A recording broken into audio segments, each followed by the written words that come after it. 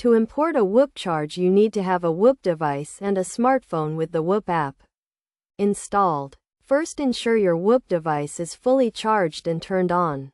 Open the Whoop app on your smartphone and navigate to the Settings menu.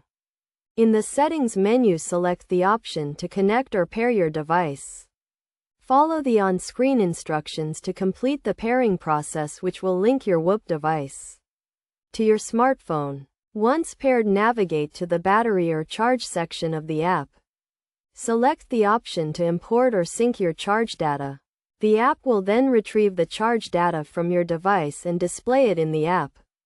You can view your charge data in the app by navigating to the battery or charge section. Here you can view your charge levels over time and track your progress.